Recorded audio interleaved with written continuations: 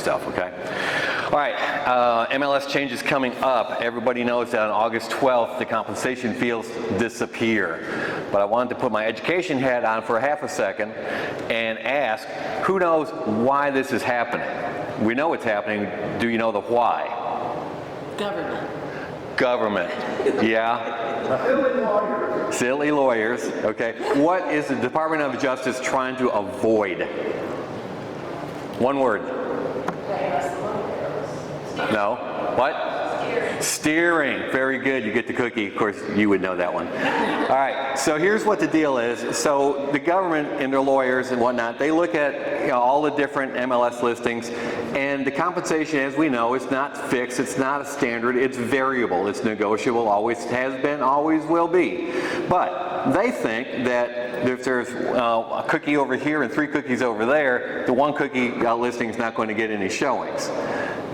That's steering. So we've gone from the agents knowing what the compensation is to the agents and the public knowing what the compensation is. Now nobody knows what the compensation is. If you have a buyer that wants to go look at a house, go show them the house. You'll figure out how to get paid. Talk to your broker if you don't know how to do that, okay? Now, as far as the MLS is concerned, you cannot put any clues in the MLS description or the pictures, don't get creative, what the compensation might be. So the MLS committee, and I'm sure Catherine and staff will be looking at every MLS out there, every MLS listing to make sure there's nothing sneaky going on in there. So don't try anything. You know, GSMAR prides itself on not doing fines, but we might have to if it's a problem. I want you to be our eyes and ears also. There's a report button on the top right-hand corner of Flex. If you see something, say something, because all we need is the DOJ to be looking and one of us be the one that they see. So just don't even try to get away with anything. Don't do it. And if you see something, say something, all right? Now, to help you out, we have from the Education Committee 2 Zoom classes coming up with Susan Barnett. That's also on the 12th. There's a morning session and an afternoon session. It'll be fairly short, concise. The changes in the forms, if you've looked at them, wasn't that bad. It's pretty easy. Susan will go over that. If you have further questions, there is a NAR attorney Zoom meeting where you can put in the mediated chat questions if you have them, okay? So it'll go through a mediator who will present the questions to the attorneys. That's on August 13th. So we have Susan to go over the form changes. You've got the attorney the next day to help you understand anything that's going on, any remaining questions you have, what you can and what you can't do. Education-wise, the green designation class got canceled. We'll look at rescheduling that in the future. For right now, that's canceled. But something to look forward to is in October we have the RSPS, which is the Resort and Second Home Property Specialist designation coming right here. So that's going to be something that I'm sure is going to fill up quickly because that's been a very requested class.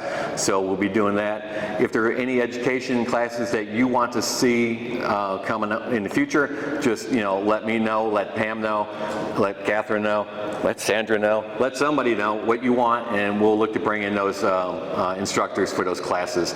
And as always, education at GSMAR is free. The only time we have to charge is when we have to pay for the course designation. So sometimes there's an expense that we're involved with, and that's the only time we charge. Anybody have anything? Any questions? Penny. First and foremost, I want to say thank you to everyone who is a volunteer leader working on all this. I know it's not easy. I've been there. So a couple questions I have in regards to the MLS changes. The first question I have is August 12th, the cooperative compensation is going to be going away, correct? Correct. Okay. So if that is going away, is it going away also for land and commercial? Yes. So once that goes away, does that erase all the historical data as well? The historical data will be hidden.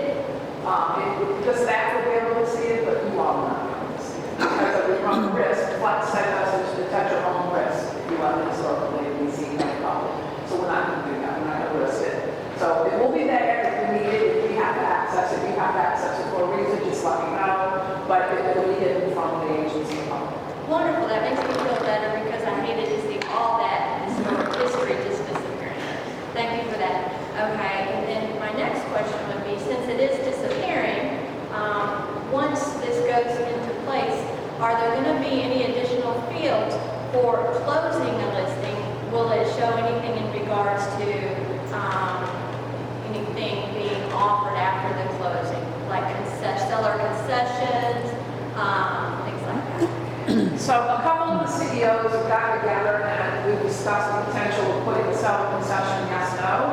My only concern with that is if the agents use it only for commission, yes, and if it's hard and if it's just commission and not roof repairs or whatever else we're doing concessions.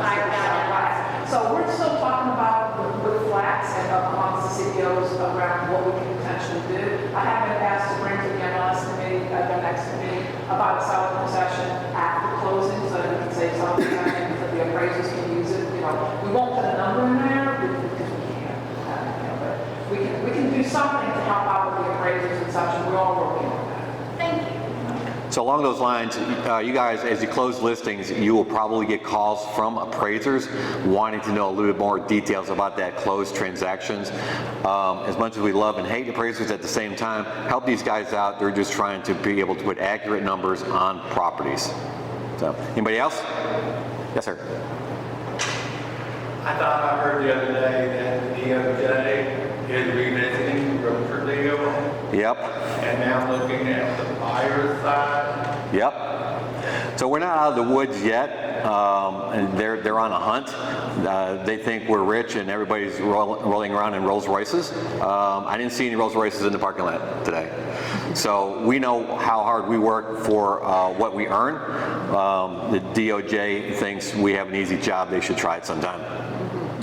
So because there's another potential, there's another lawsuit on World War II right now, which is the buyer's lawsuit, where the buyers are saying, hey, okay, the sellers don't want to pay the buyer's agent, and I don't want the money out there to table to pay the listing agent. So you need to pay them out of that and not out of the bill.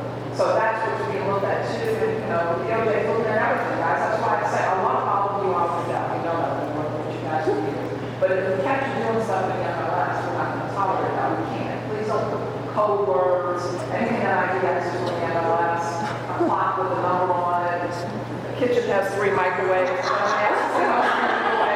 Any of that kind of stuff. Don't play games. Okay? You can get serious trouble. You can get serious trouble. So we're going to have to monitor that. We also reserve the right to ask for listing agreements at this association and fire trucks. And we may, there's CEOs walking across that we may have to ask you to upload that stuff. That way we have proof on hand. We are responsible, the MLS Association is responsible to make sure that we're using buyer drafts.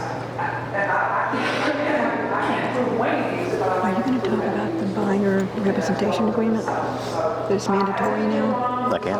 Okay. we will let you guys know. At MLS committee will educate. So in other words, mind your P's and Q's. One other thing, be mindful also that, you know, starting in August, if you go out to show a property, you need to have a buyer's representation agreement and have that conversation with the buyer of what's going on. Now, how you handle it to your broker, every broker is doing it a little bit differently. There are different ways to use that form, but you do have to have a buyer's rep agreement in place. It shouldn't be a big deal for us here in Tennessee because we've been doing buyer's agency forever. But there are some states that this is totally foreign to them and they're freaking out. So just be sure that you have that form and go over that with the buyer so they have a complete understanding of what's going on. So that's your chance to do education to them, okay? It's really not a big deal. It's just something you have to just inform them, and you won't have any buyers kick up on it if you present it properly. So, anything else? Okay, one last thing. I'm on the education committee. So all the scholarship winners, congratulations. And just because you go into school for 4 years, 8 years, or whatever, your learning never stops, as you can see. So your education continues on forever, because if you're not learning, you're not earning. Take care, guys.